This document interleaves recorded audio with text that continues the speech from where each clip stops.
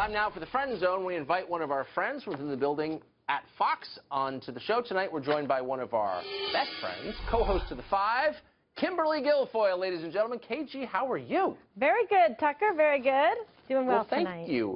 So the thing about having you on and why I hope you'll come on every night is because every time you do, I learn something about you I didn't know, and I did not know this. Our producers found it.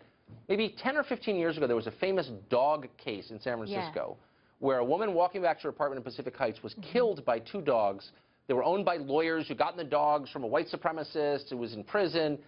You were involved in that case. There I am. You see me right there at the counsel table. That is crazy. Yes, I was one of the prosecutors, and it's actually a precedent-setting case in the United States for second-degree implied malice murder because I charged the two attorneys that owned the dogs with murder, brought it to the grand jury, and it was changed of venue down to Los Angeles. So I actually tried the case in front of one of the juries downtown where O.J. Simpson was tried, was able to get a second-degree murder conviction. I had a contract out of my life to have me killed because they didn't like the Puerto Rican lawyer that was prosecuting these people that were their lawyers, right? So they said, oh, no, we don't want her.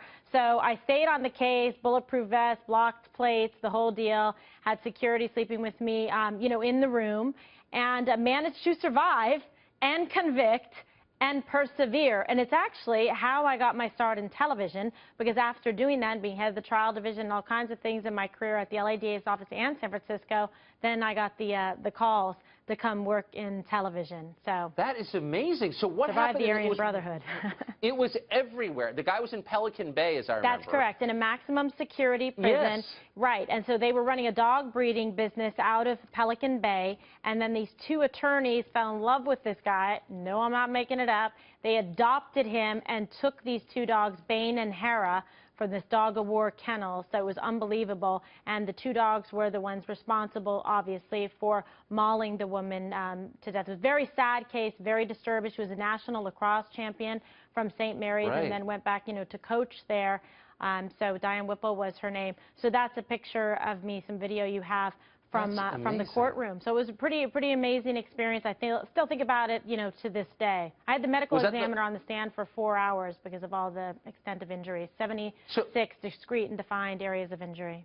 Oh, it was a horrible story. I remember that so well. I just completely forgot you were at the center of it. Yeah. How would you compare the intensity of trying a case like that, a murder case, to cable news? Oh, my gosh. These days?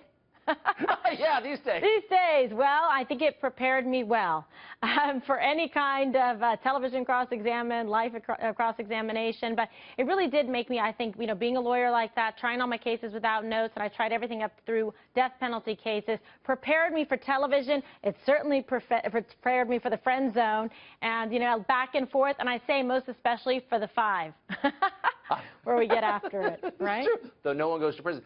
No one goes Kimberly to prison. Guilfoyle, and most other people, very much including me, just been journalists our whole lives. She has lived a life. Lived a life, yes. KG, yes. thanks a lot for that. All right, Tucker, always a pleasure, my friend.